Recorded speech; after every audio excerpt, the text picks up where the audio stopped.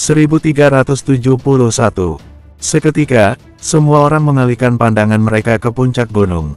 Saat ini, permaisuri yang bertelanjang kaki, mengenakan pakaian baju besi. Seluruh tubuhnya terlihat sangat bersih. Dia, mungkin satu-satunya orang yang berada di medan perang tanpa setetes pun darah di tubuhnya. Kedua mata permaisuri menyapu semua orang yang berada di bawah. Eternal Planet, di bawah 8 kekuatan utama, telah melewati perjalanan hingga ribuan tahun. Tetapi, dalam beberapa tahun ini, Hades Palace muncul, dan muncul juga Night Watcher. Perlahan-lahan, 8 kekuatan utama menjadi lemah. Shinji, apa yang kamu lakukan? Di bawah, begitu melihat permaisuri mulai berbicara, raut wajah Dewa Mabuk berubah. Dia lalu berteriak, apa kamu mau memulai perang lagi? Saat mengatakannya, Dewa Mabuk segera bergegas menuju puncak gunung, seolah-olah dia ingin menghentikan permaisuri yang terus berbicara. Tetapi saat ini, di sekitar Dewa Mabuk, beberapa Immortal Undying Flame mengelilinginya, termasuk para master seni bela diri dari Hades Palace sebelumnya. Mereka diam-diam menyapukan pandangan mereka ke arah jasad Sun. Sekarang, perang memang sudah berakhir. Tetapi orang-orang dari Hades Palace yang masih menguasai seni bela diri masih akan terus berjuang. Dan juga, kata planet utama, sangat menggoda bagi mereka. Dewa Mabuk memandang bintang Fajar, Smile, dan Satli. Dia mendapati ketiga orang ini hanya berdiri di samping, dan sama sekali tidak berbicara apa-apa. Kalian, apa maksud kalian? Dewa Mabuk menatap ketiga orang itu. Bintang Fajar menghela napas, lalu berkata, Dewa Mabuk, planet utama sangat penting bagi kita. Jadi, dari awal sampai akhir, kamu hanya ingin memperalat Damar untuk membunuh Sun? Tanya Dewa Mabuk tak percaya. Ketiganya tidak ada yang menjawab pertanyaannya. Di atas gunung, permaisuri terus berbicara. Ketika Hades Palace memerintah, Eternal Planet akan sepenuhnya memasuki era kekacauan di akhir era keempat dan awal era kelima. Di era itu, orang-orang berjuang untuk hidup. Jika Night Watcher memerintah, Eternal Planet akan jatuh ke dalam kekuasaan Damar. Damar adalah orang dari planet lain. Dia adalah alien. Kalau dia memerintah kita, Eternal Planet akan menjadi koloni alien. Jadi, aku mau tidak mau harus berada di tengah-tengah. Di satu sisi, aku bekerja sama dengan Damar untuk menghancurkan Sun. Dan di sisi lain, aku juga berusaha untuk mencari kesempatan. Suara permaisuri terus bergema. Begitu mendengarnya, Iman menyipitkan matanya. Tetapi, semua Night Watcher termasuk Wendy dan yang lainnya tidak membantah sedikitpun. Mereka hanya mendengarkan dengan tenang, untuk melihat betapa tidak tahu malunya permaisuri. Ini adalah reaksi yang Damar dan lainnya sudah persiapkan. Orang-orang Eternal Planet menetap setelah perang, membuat adegan dari ribuan tahun yang lalu kembali dipentaskan. Permaisuri kembali melanjutkan, sejak Damar datang ke Eternal Planet, situasi kedamaian di Eternal Planet selama ribuan tahun telah rusak. 4 keluarga besar di kota Phoenix telah dihancurkan. Sudah tak terhitung berapa orang yang tewas. Dia memprovokasi perang untuk menghancurkan klan kekuatan darah. Ujar permaisuri, termasuk perang ini. Orang-orang yang benar-benar berpartisipasi dalam perang ini adalah kita semua dari Eternal Planet. Bukan Hades Palace, maupun Night Watcher. Apa kalian pernah melihat ketika mereka membunuh orang, mereka terlihat sedikit lembut? Apakah kalian melihat adakah pengikut Damar yang mati? Permaisuri mulai menggebu-gebu. Yang paling membuatku sedih adalah di kota Crescent, mereka menangkap jutaan orang. Api Phoenix menyala seharian, dan para tahanan itu langsung terbunuh. Permaisuri terus melanjutkan, demi menjaga nama baiknya, Damar membiarkan kesalahan itu tercoreng di wajahku. Begitu mendengar hal ini, tatapan Damar sedikit menyusut. Kini, dia melihat ke arah permaisuri. Dia sama sekali tidak menyangka kalau permaisuri akan mengatakan hal seperti itu. Dia mengarang semua cerita. Dia mengatakan aku yang menyuruhnya untuk membunuh para tahanan, aku yang memulai semuanya. Permaisuri kini tersenyum pahit, tetapi apa yang bisa aku lakukan saat itu? Aku hanya bisa mengeratkan gigiku. Aku harus menggunakan Damar untuk melawan Sun. Jadi, aku hanya bisa mempertaruhkan reputasiku dan menanggung kesalahan ini. Seketika, semua orang yang berada di bawah menjadi gempar. Sebelumnya, permaisuri membunuh banyak orang dan menyandang nama seorang tiran di punggungnya. Tetapi sekarang, Begitu mendengarkan penjelasan Permaisuri, sepertinya arang hitam kesalahan itu justru mencoreng wajah Damar. Kalau dipikir-pikir lagi, pernyataan dari Driemo memang benar seperti itu. Pernyataannya terlalu detail, bahkan sampai dituliskan ke banyak dialog dan sebagainya. Sepertinya cukup masuk akal jika sebenarnya itu adalah kesalahan Damar dan Permaisuri yang justru harus menanggung kesalahannya. Selain itu, informasi bahwa Damar adalah alien muncul saat ini. Sebagian besar penduduk Eternal Planet perlahan-lahan mulai mempercayai ucapan Permaisuri. Para prajurit semuanya, Permaisuri mencibir, sekarang, Damar baru saja bertarung dengan Sun. Tubuhnya terluka cukup parah, kekuatannya sangat lemah. Kita harus menahannya di sini. Seperti kata Tigreal, planetnya sangat kontradiksi dengan dunia kita. Jika dia dibiarkan pergi begitu saja, maka kekuatannya akan kembali, dan tidak ada yang bisa menandinginya. Apakah kalian mau Eternal Planet diperintah oleh orang dari planet lain? Semua orang sontak terdiam. Saat ini, Permaisuri berkata, pada akhirnya, hal yang dikatakan Tigreal, kampung halaman Damar, adalah sebuah planet utama. Ini benar-benar Arthur. Di sisi lain, Arthur tiba-tiba melompat keluar. Dia lalu berkata, aku adalah salah satu dari kuil neraka Yama, Arthur. Aku pikir, semua orang pasti sudah pernah mendengar tentangku. Aku bersumpah, bumi memang adalah planet utama. Waktu itu, aku mengikuti ekspedisi Sun ke langit berbintang dan menabrak bumi. Planet ini, di satu sisi, masih berada di dalam era yang relatif primitif. Planet mereka tidak sebesar planet kita. Tetapi, seni bela diri di sana tumbuh dengan pesat. Tulang naga, tulang phoenix. Ada banyak ahli bela diri yang tak terhitung jumlahnya. Kaisar Vas dan Lady Phoenix yang mengakhiri era Hades Palace sebelumnya berasal dari bumi. Arthur berkata, ketika kami tiba di bumi, kami tidak merasakan daya tarik seperti di langit berbintang. Tetapi yang pasti, bumi adalah planet utama. Inilah mengapa Damar harus membunuh Sun. Bukan hanya karena kebencian selama ribuan tahun, tetapi karena Sun berencana untuk menyerbu bumi setelah memenangkan Eternal Planet. Begitu Arthur muncul untuk bersaksi, semua orang langsung memandang orang-orang dari bumi secara serempak. Bunuh Damar, dan ambil alih bumi. Jadikan bumi sebagai planet koloni Eternal Planet. Seorang pria dengan seni bela diri tingkat tinggi tiba-tiba berteriak. Damar melihat ke bawah dengan tenang. Entah Night Watcher maupun orang-orang dari 8 kesatria Night Watcher semuanya menundukkan kepala mereka, seolah terjebak dalam dilema. Dewa Mabuk juga tampak cemas. Dia lalu berteriak keras, tetapi tidak ada seorang pun yang peduli dengan apa yang dia katakan. Smiley, Satli, dan Bintang Fajar juga berdiri di samping. Mereka tampak tidak memiliki niat untuk menghentikan keributan itu. Mereka seolah-olah berada di sisi netral. Semua tahanan dari Hades Palace terduduk di tanah.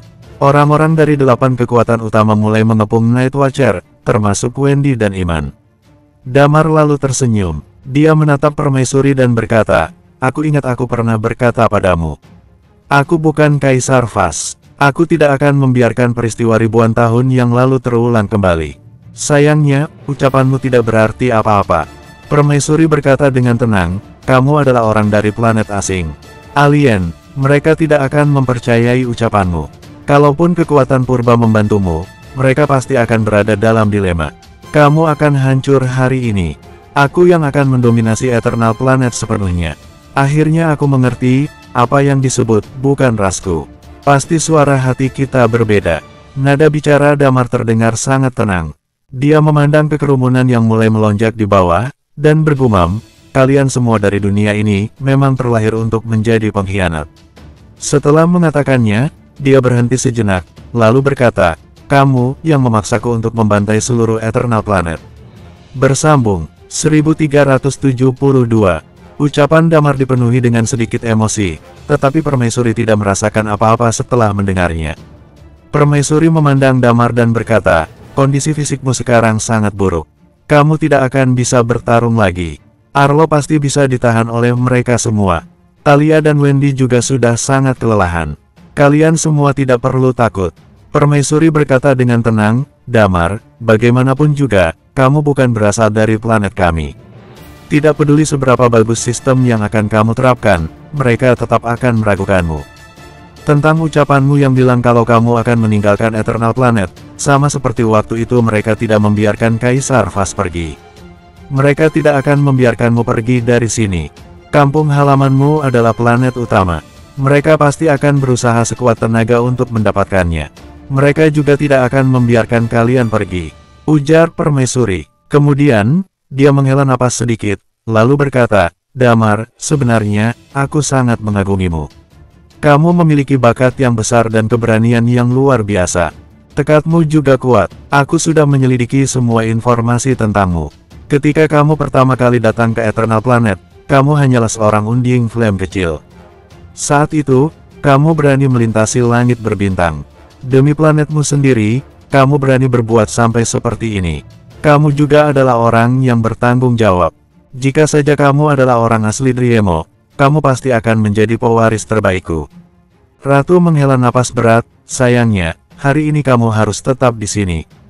Di bawah puncak gunung, semua orang menatap Damar di atas, dan yang lainnya mulai mengepung. Damar tampak merenung, lalu berkata, aku bilang, aku bukanlah Kaisar Vas. Sejak awal, aku sudah membuat sebuah rencana jahat. Bahkan, terakhir kali kamu mau menipuku dan memfitnahku, aku memberikanmu kesempatan terakhir untuk menjaga muka semua orang. Aku sudah mengatakannya berkali-kali. Aku bukan Kaisar Vas. Aku tidak akan mengulangi kesalahan yang sama. Suara Damar terdengar sangat tenang. Di bawah, sekelompok ahli bela diri mulai mengepung Damar. Mereka semua terlihat seperti tengah mengasah pisau. Suku Hades. Tiba-tiba, sebuah teriakan bergema. Di punggung Thalia, sepasang sayap tiba-tiba mengembang. Dia pun langsung melayang di udara dan berkata pada Damar, Damar. Aku dan Damar, serta Night Watcher akan bertahan sehidup semati. Semuanya, bergabung dalam pertempuran. Di bawah, Lotus menggertakkan giginya. Tongkatnya tiba-tiba terangkat di tangannya. Dia lalu berteriak keras, belati Sixways adalah jantung suku Hades. Tetua Jiza juga berteriak keras, semuanya dari kota gelap gulita, bertarung bersamaku sampai akhir. Dar, suara ledakan bergema. Semua orang dari kota gelap gulita mulai berkumpul di kaki gunung. Dari kota gelap gulita, orang-orang yang berpartisipasi dalam perang semuanya adalah ahli bela diri di atas Undying Flame. Meskipun mereka kehilangan banyak orang dalam perang, tetapi jika ditambahkan dengan orang-orang dari Eternal Planet dan suku Hades, totalnya lebih dari 10.000. Permaisuri sedikit mengernyit melihat pemandangan ini. Sudut mulut Damar tiba-tiba mengembangkan sebuah senyuman. Dia menatap ke arah kekuatan purba. Meli menggertakkan giginya. Tetapi saat ini, di antara kerumunan, Desi adalah orang yang pertama mengungkapkan pendiriannya. Dia berkata dengan keras, aku, Desi, hanya mewakili diriku sendiri dan tidak ada hubungannya dengan kekuatan purba. Siapapun yang menyerang Damar, berarti adalah musuhku. Desi sudah mencapai Immortal Undying Flame. Ucapannya sangat berarti. Mendengar ucapannya, Yani dan Dedi juga langsung maju ke depan bersamaan. Yani mengangkat matanya untuk menatap Permaisuri. Dia mengeluarkan pena dan kertas, lalu mulai menulis di atas buku catatannya.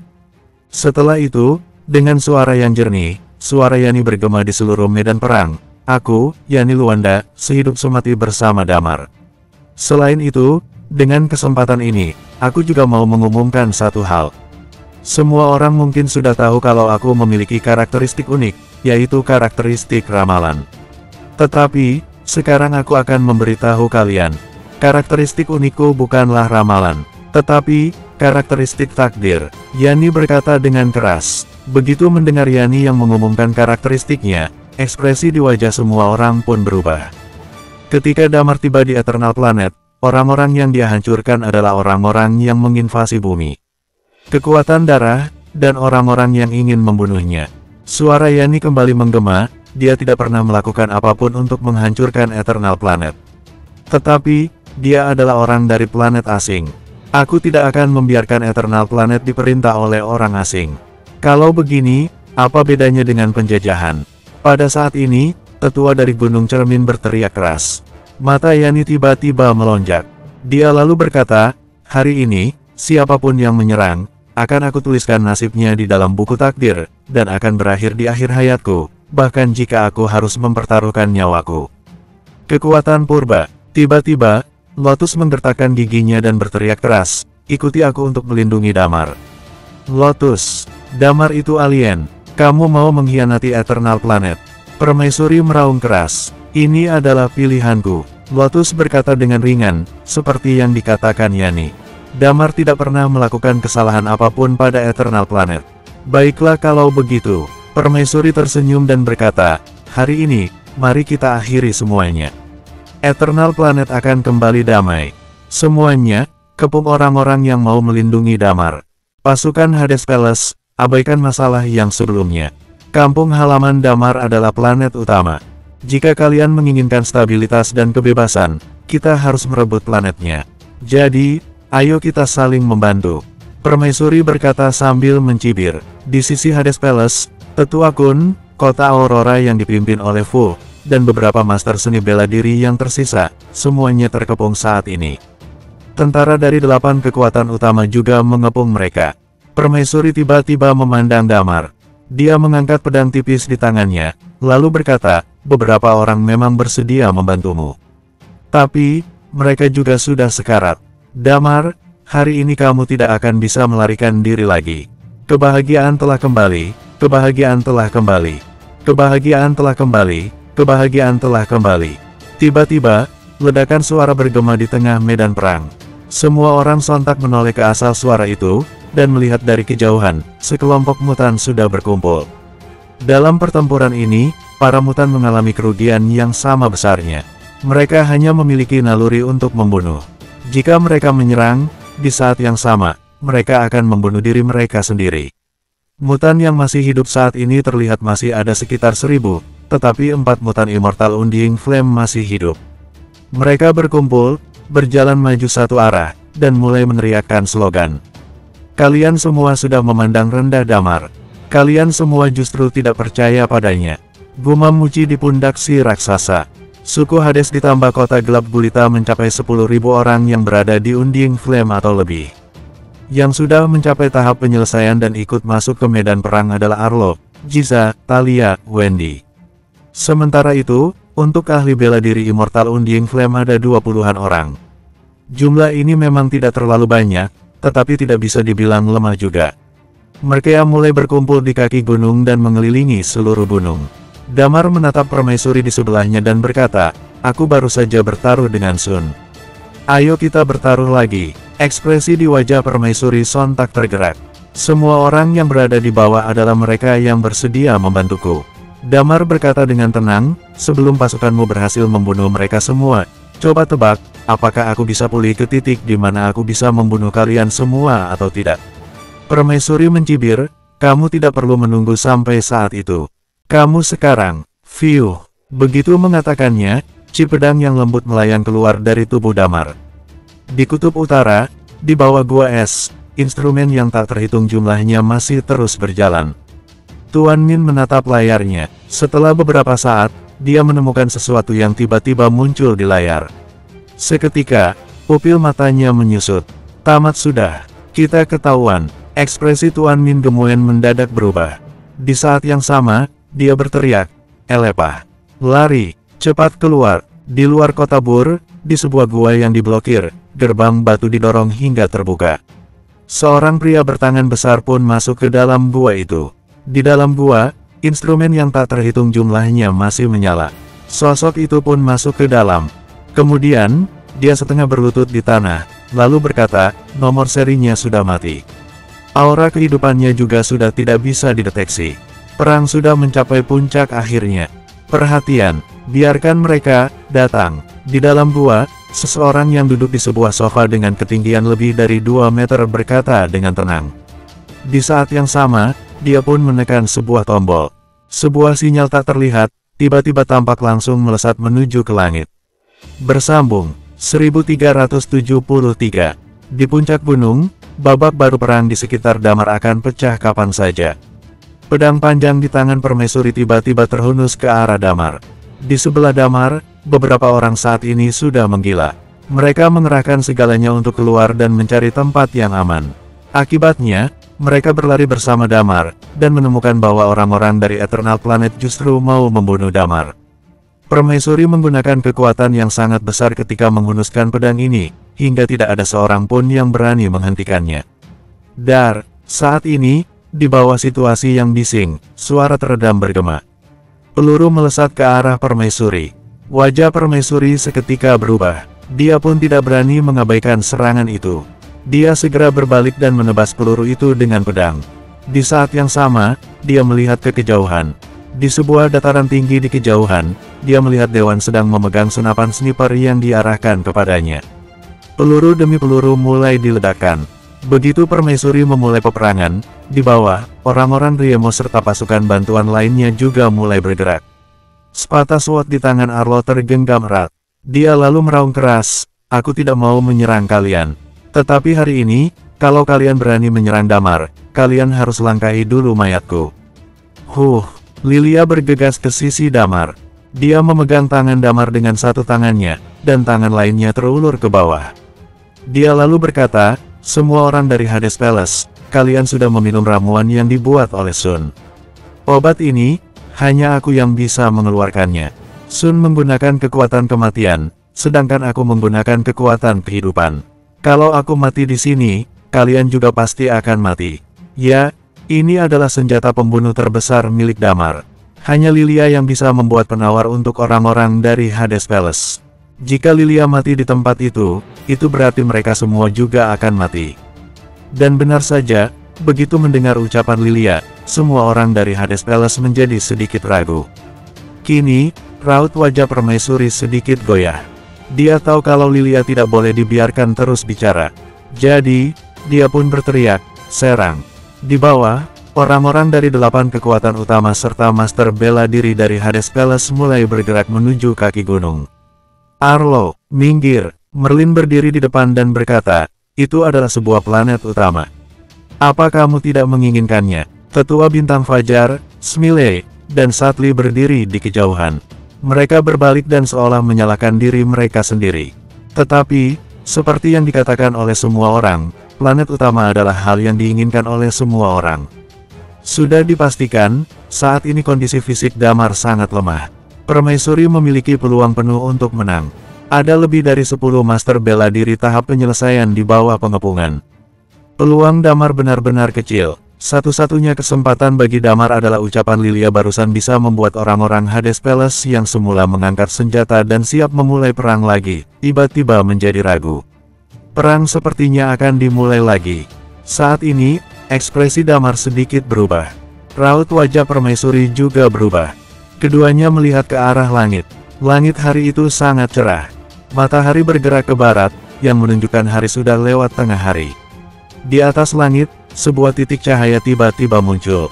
Titik cahaya itu perlahan-lahan mendekat, dan menjadi lebih besar dan lebih besar lagi. Jika diperhatikan lebih dekat, titik cahaya itu seperti deretan lampu bohlam. Sebuah tekanan yang mengerikan melayang keluar. Apa yang terjadi? Wajah permaisuri kini sudah berubah total. Di bawah, Dewa Mabuk memandang ke langit. Seketika, tubuhnya bergetar hebat, seolah-olah dia melihat sesuatu yang mampu membuatnya ketakutan. Dia lalu bergumam, "Tamat sudah. Semuanya sudah berakhir." Dia sepertinya tahu akan sesuatu. Dia tampak sangat ketakutan. Tetapi, sebagian besar orang di medan perang hanya bisa memasang wajah kebingungan. Tentu saja, beberapa tampaknya tahu akan sesuatu, misalnya orang-orang dari kota Aurora dan kota Gelap Gulita. Saat ini, tubuh Jiza dan Fu juga gemetar. Mereka sangat ketakutan. Kutukan yang dikatakan leluhur itu benar. Penghancur dunia benar-benar datang. Tamat sudah. Fu bergumam pelan. Jiza tiba-tiba berbalik dan berteriak. "Semua orang dari kota Gelap Gulita, bersiaplah. Bersiap kembali ke kutub utara."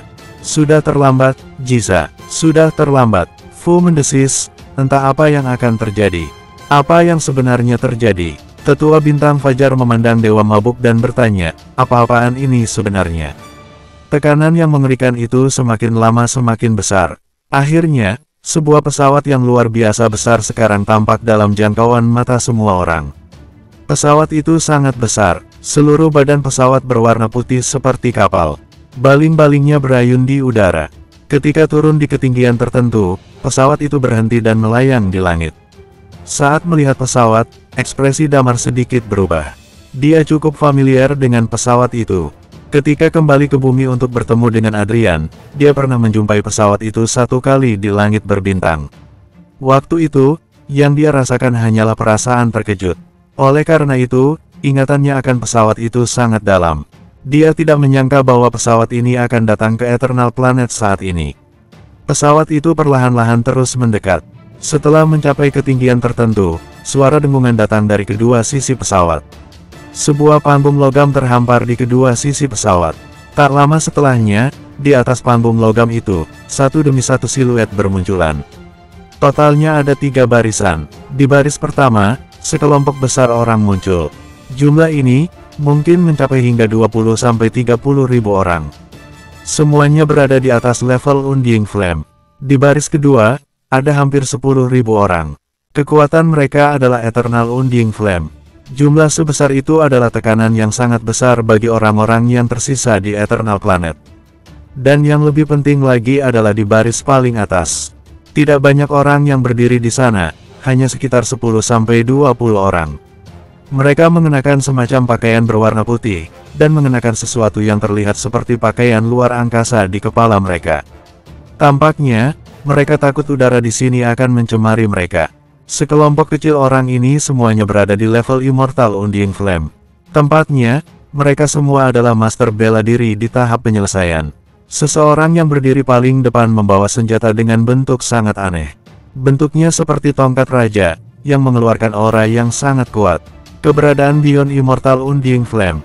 Damar yakin bahwa aura dan tekanan sebesar ini pasti berasal dari Beyond Immortal Undying Flame. Sebelumnya, Sun kemungkinan bisa mencapai tingkat ini dalam waktu singkat. Tetapi, dia ditebas oleh pedang Damar. Sekarang, muncul lagi orang seperti itu. Dari pesawat itu, suara putaran mesin masih terus bergema di udara. Panggung logam itu pun menjulur ke bawah, membentuk serangkaian anak tangga. Di saat yang sama, sosok itu berjalan selangkah demi selangkah. Dia menatap semua orang dengan kilat gembira di dalam sorot matanya. Hei, ada banyak sekali bibit-bibit yang sudah matang di sini. Ada belasan, ya, bertahun-tahun penangkaran ini memang lumayan juga. Hasil panennya melimpah, nomor serinya juga masih ada. Bagus, bagus. Begitu mendengar kata nomor seri, tubuh Dewa Mabuk sudah gemetar hebat. Permaisuri tampak tidak mengerti. Dia bergumam, apa yang terjadi? Apa yang sebenarnya terjadi? Tiba-tiba, di atas langit, sosok itu menuruni tangga selangkah demi selangkah. Tangga itu lalu meluas hingga ke tanah dataran tinggi Palmer. Setelah dia berjalan keluar, Damar bisa melihatnya dengan jelas. Tangan dan kaki pria itu jauh lebih besar dari orang biasa, dan tubuhnya tinggi besar. Setelah berjalan beberapa langkah, sosok itu tersenyum tipis lalu berkata, "Oh, aku lupa bertanya pada kalian." Begitu mengatakannya, tongkat di tangannya tiba-tiba terangkat. Tekanan yang kuat kembali menguar dari dalam dirinya. Saat ini, dia tampak seolah menjadi pusat dunia. Matanya menatap ke bawah, lalu berkata, "Menyerah, atau mati." Bersambung, 1374. Di atas tongkat itu, tiba-tiba sebuah cahaya bersinar sangat terang. Tampaknya, sinar cahaya itu bisa menutupi seluruh permukaan daratan. Semua hal sudah berada di dalam lingkup perhitungan permaisuri. Dia sudah memikirkannya masak-masak. Setelah perang berakhir, dia akan menyingkirkan Damar serta yang lainnya, dan menguasai bumi. Dia sudah berpikir bagaimana sepenuhnya menguasai Eternal Planet. Dia akan menjadi pemenang terbesar dalam pertempuran ini. Permaisuri sudah memperhitungkan segalanya, tetapi dia sama sekali tidak menyangka bahwa saat ini, sebuah pesawat raksasa akan mendarat di Eternal Planet. Pesawat itu bahkan berisikan orang-orang yang sangat mengerikan. Menyerah, atau mati? Itu adalah pertanyaan paling umum yang dikatakan oleh orang-orang dari Eternal Planet ketika mereka menyerang planet primitif lainnya. Tetapi pada saat ini, seseorang dari atas langit yang justru mengajukan pertanyaan ini kepada mereka. Permaisuri diam-diam hanya tercengang. Dengan tingkat kecerdasannya, dia bahkan kehilangan kemampuan untuk berpikir. Seluruh kepalanya terasa kosong. Lari! Dewa Mabuk meraung keras. Di telinga semua orang, kata-katanya seolah mengembalikan kesadaran mereka. Seketika, semua orang langsung tersadar dari lamunan mereka. Nomor seri 47983, mau lari kemana kamu? Di udara, sosok itu tersenyum tipis. Setelah mengatakannya, alisnya berkerut. Dia lalu berkata, kenapa ada aura yang tidak biasa di sini? Lari, kalau kamu tidak mau mati, cepat lari. Dewa Mabuk berkata dengan keras. Di saat yang sama, dia dengan cepat bergegas naik ke atas gunung untuk meraih tangan Damar. Ayo kita pergi. Pasangan Smiley dan Satwi juga tanpa pikir panjang, langsung berubah menjadi seberkas angin. Mereka menghilang dari tempat itu. Kalian semua sudah terekam oleh kami. Tidak akan ada yang bisa melarikan dari. Sosok di udara berkata sambil tersenyum. Perburuan dimulai. Shoot! Di atas pesawat, puluhan ribu unding flame langsung tergelak sambil melompat turun di udara. Pergi. Damar memandang Wendy dan yang lainnya. Mereka pun dengan cepat mendekat. Dewa Mabuk menggendong Damar di punggungnya, dan mulai melarikan diri dengan panik. Di pesawat, aura tirani itu duduk di atas sambil tersenyum. Dia sepertinya tidak memiliki niat untuk mengejar Damar. Dia hanya duduk di atas sambil menikmati pemandangan di bawah. Setelah beberapa saat, di pesawat, sesosok tinggi keluar. Sosok itu adalah seorang wanita. Tetapi tidak seperti para pria, tubuhnya terlihat sangat langsing. Telinganya runcing, dan rambutnya berwarna hijau tua yang terlihat aneh. Sepertinya ada yang salah dengan orang yang dibawa nomor 47.983. Wanita itu mengerutkan dahinya. Dia lalu berkata, biarkan saja mereka pergi. Sosok yang memegang tongkat itu hanya tersenyum tipis dan berkata, tempat itu hanya tempat pelatihan saja. Kalau ada yang tidak beres, langsung mainkan saja pelan-pelan. Aku suka perasaan yang membuat mereka merasa putus asa. Baiklah, kalau begitu, kamu mainkan saja pelan-pelan. Perempuan itu berkata pelan. Apa yang mau kamu lakukan? Tanya si pria yang membawa tongkat. Aku mau pergi dan melihat-lihat apakah aku bisa menemukan bibit-bibit seni bela diri. Ujar wanita itu. Tiba-tiba, terdengar suara keras dari tubuhnya. Dia pun langsung terbang tanpa sayap. Pakaiannya menyemburkan gas, yang membuatnya melayang. Dia dengan cepat melesat ke langit dan menghilang dalam sekejap. Shinji, jangan bengong. Cepat lari, mereka pasti berasal dari peradaban yang lebih tinggi. Ujar pendekar tua. Dia berbaring di tanah dan berbisik, keluarlah dari lubang yang digali. Kabur kembali ke Driemo. Cepat, raut wajah permaisuri menjadi sangat kusut untuk beberapa saat. Dia sudah merencanakan semuanya, dan segalanya hancur begitu saja.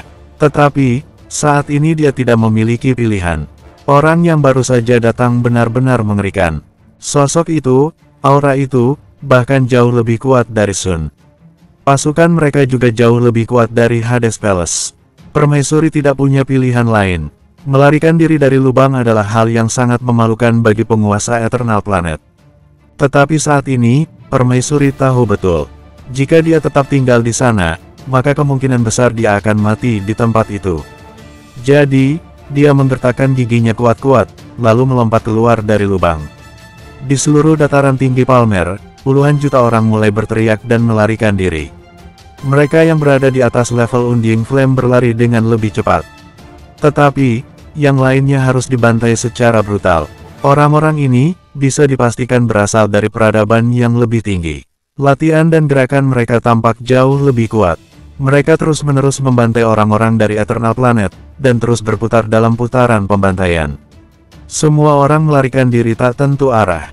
Pesawat satu demi satu pergi. Di antara pegunungan, Dewa Mabuk terus menggendong Damar di punggungnya. Di sampingnya, sekelompok Night Watcher juga terus berlari. Mereka dengan cepat terus berpindah-pindah antara gunung dan hutan. Untuk pertama kalinya, Damar merasakan kengerian yang begitu kuat dari Dewa Mabuk. Tampaknya, dia jauh lebih takut daripada ketika Damar menyebutkan Kutub Utara. Guru, Damar menarik napas dalam-dalam. Dia lalu berkata, sebenarnya, siapa mereka? Di sampingnya, Iman, Wendy dan di belakangnya, sekelompok besar mutan serta orang-orang dari suku Hades dan kekuatan purba. Sebagian besar orang-orang dari kekuatan purba yang berpartisipasi dalam perang memiliki sayap, sehingga mereka memiliki mobilitas yang relatif lebih tinggi. Jadi, ketika Dewa Mabuk berteriak untuk kabur, mereka pun dengan sigap mengejar. Mengenai 8 ksatria dan Night Watcher, awalnya mereka ragu untuk memutuskan membantu Damar atau tidak. Mereka tidak berada di kaki gunung, jadi mereka tidak dapat segera melarikan diri. Entah bagaimana mereka pada akhirnya bisa melarikan diri. Dewa Mabuk mengeratkan rahangnya. Dia berkata dengan tergagap, mereka. RGH. Di belakang mereka, tiba-tiba saja terdengar suara teriakan. Ada orang yang mengejar mereka. Dua master seni bela diri, dan juga ada banyak Eternal Undying Flame serta Undying Flame biasa. Meli berteriak dengan nada rendah. Wendy, Talia meraung, ayo kita tahan mereka. Kami juga ikut. Tetua Jiza juga berteriak. Yang penting halangi mereka. Buat mereka tidak berani lagi mengejar dan menyerang. Jangan sampai menarik perhatian pesawat ruang angkasa. Ujar Dewa Mabuk. Wendy, Talia, dan yang lainnya dengan cepat mengangguk. Mereka pun segera menarik diri ke belakang, dan bersama-sama orang dari kota gelap gulita, totalnya ada 5 ahli bela diri tahap penyelesaian. Dengan begitu, benar saja, orang-orang yang mengikuti mereka pun langsung ragu untuk terus mengejar. Sebuah tim besar yang terdiri dari puluhan ribu orang terus berlari. Damar lalu bertanya lagi, Guru, apa kamu masih tidak mau memberitahu kami? Mereka berasal dari planet utama bernama Big Jade. Mereka adalah peradaban yang lebih tinggi. Orang-orang yang datang kemari adalah orang-orang yang menolak planet ini. Mereka mengarungi langit berbintang untuk mendapatkan informasi tentang semua orang yang telah mencapai seni bela diri tahap penyelesaian, dan menandai mereka, kemudian memburu mereka. Ujar Dewa Mabuk, aku pernah menghilang bersama Sun di Eternal Planet selama 20 tahun. Saat itu, kami ditangkap oleh mereka. Bukannya waktu itu kalian belum mencapai tahap penyelesaian?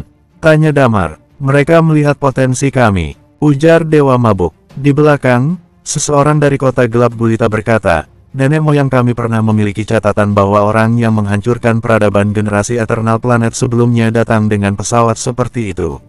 Setelah keluar dari Eternal Planet, hal itu terjadi tanpa diketahui. Aku takut, Eternal Planet akan mengalami malapetaka itu lagi. Dan peradaban kami akan hancur. Kini, ekspresi Damar sedikit berubah. Damar, tiba-tiba, Dewa Mabuk berkata, selamatkan Eternal Planet. Satu-satunya orang yang mampu untuk mengalahkan mereka, hanyalah kamu.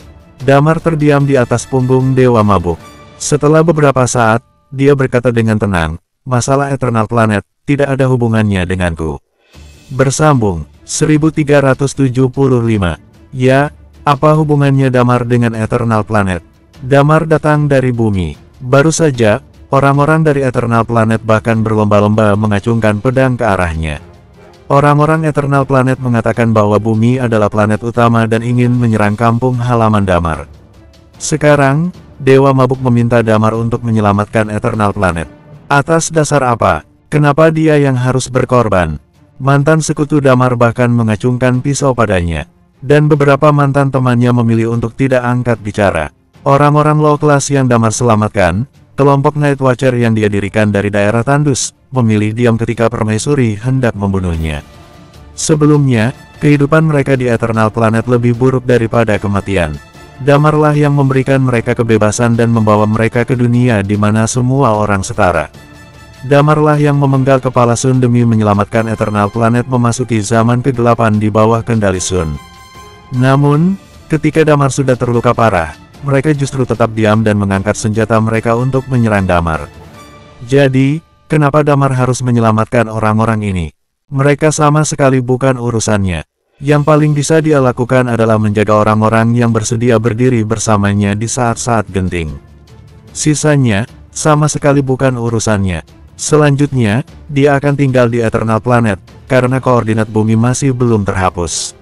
Masalah koordinat bumi ada di tangan orang-orang Hades Palace, dan Damar harus mencari cara untuk menghapusnya. Bahkan, jika orang-orang dari Big Jade itu membantai Eternal Planet saat ini, mungkin itu adalah kondisi yang bagus untuk Damar. Jika peradaban Eternal Planet hancur, informasi mengenai bumi otomatis akan terhapus total. Ini masalah besar baginya untuk membawa orang-orang melarikan diri dari Eternal Planet dan kembali ke bumi. Damar, Dewa Mabuk berkata dengan suara gemetar, sekarang, hanya kamu yang bisa menyelamatkan planet ini. Aku mohon, Eternal Planet adalah rumahku. Aku tidak bisa melihat planet ini hancur begitu saja. Damar kembali terdiam. Dia tidak ingin menjawab pertanyaan ini. Dia tidak bisa mengambil tindakan untuk menyelamatkan sekelompok orang yang mengkhianatinya. Tetapi, dia juga tidak bisa melihat Dewa Mabuk sedih. Damar berutang banyak pada Dewa Mabuk untuk perjalanan ke Eternal Planet. Meskipun Dewa Mabuk sebenarnya ingin menggunakan Damar untuk melawan Sun, juga untuk Eternal Planet, tetapi, hubungan antara Damar dan Dewa Mabuk sudah terjalin. Bahkan, di sepanjang jalan, Dewa Mabuk sudah menyelamatkan hidup Damar berkali-kali. Ini adalah ikatan emosi yang tidak bisa Damar lupakan. Melihat Damar yang tidak berbicara, Dewa Mabuk juga terdiam selama beberapa saat. Setelah itu, dia menghela napas dan berkata, "Aku paham perasaanmu." Hanya saja, setelah mengatakannya, Dewa Mabuk menghela napas panjang. Dia lalu berkata, "Sudahlah, lupakan saja. Sekarang kamu sedang terluka parah. Tidak ada artinya aku mengatakan ini. Lebih baik, kita temukan dulu tempat yang aman bagimu untuk memulihkan diri." Begitu mendengar ucapan Dewa Mabuk, Damar menghela napas lega. Dewa Mabuk pun langsung membawanya, dan lebih dari 10.000 orang lainnya, melarikan diri di sepanjang jalan. Mereka pun langsung pergi ke kota terdekat. Begitu tiba di kota, mereka langsung menuju ke terminal pesawat. Setelah kelompok tentara terbagi menjadi 3 kelompok, Lilia dan yang lainnya membawa pesawat langsung kembali ke kota Phoenix. Iman dan Guntur pergi ke kota Crescent dan memberitahu orang-orang kota Crescent serta para tawanan di sana. Bagaimanapun juga, mereka bertanggung jawab atas para tawanan ini. Wendy dan beberapa orang dari suku Hades pergi ke kota Lulu. Mereka membawa orang-orang yang dibawa dari kutub utara ke kota Phoenix. Kota Phoenix adalah markas Damar di Eternal Planet. Tentu saja, Damar juga berencana untuk menyerahkan tempat ini. Sebelumnya, di dataran tinggi Palmer, Damar memang terlihat tenang-tenang saja.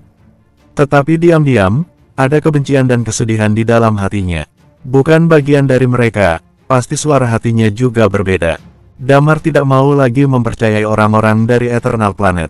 Satu demi satu, pesawat lepas landas dengan cepat. Hari ini, di bagian utara Eternal Planet dan dataran tinggi Palmer mengalami 2 pukulan berturut-turut.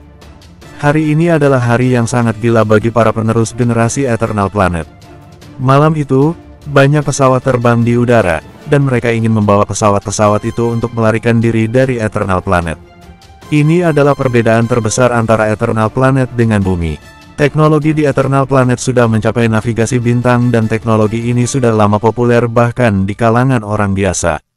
Sementara itu, di bumi masih berada dalam tahap penelitian dan pengembangan. Mereka mengambil kembali banyak buku dari Eternal Planet. Tetapi penerjemahan, pembuatan, penggunaan, semuanya membutuhkan proses dan tidak bisa dilakukan dalam waktu singkat. Tetapi orang-orang Eternal Planet dapat membuat pilihan seperti itu ketika planet ini terancam. Namun, sesuatu yang mengejutkan terjadi. Di luar Eternal Planet, di langit berbintang, entah apa yang sedang terjadi, seolah-olah seluruh Eternal Planet terselubung di dalamnya. Pesawat-pesawat terbang yang lepas dari gaya gravitasi Eternal Planet, akan meledak dengan sendirinya. Ini yang membuat semua orang dari Eternal Planet merasa putus asa, terutama orang-orang yang memiliki anggota keluarga Unding Flame.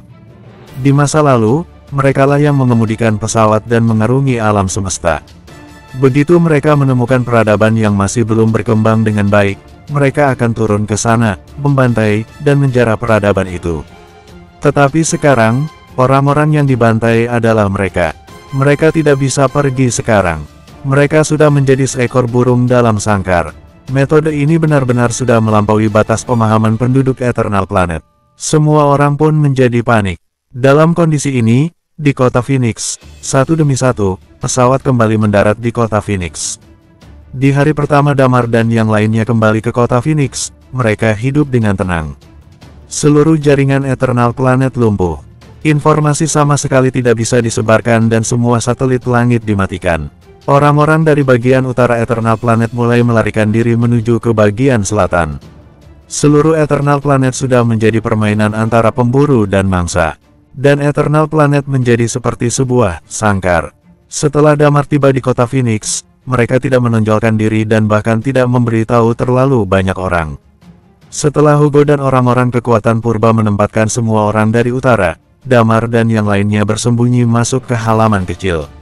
Kota Phoenix terletak di selatan Eternal Planet, dan relatif aman untuk saat ini. Keesokan harinya, Damar dan yang lainnya tidak berbicara dengan orang luar.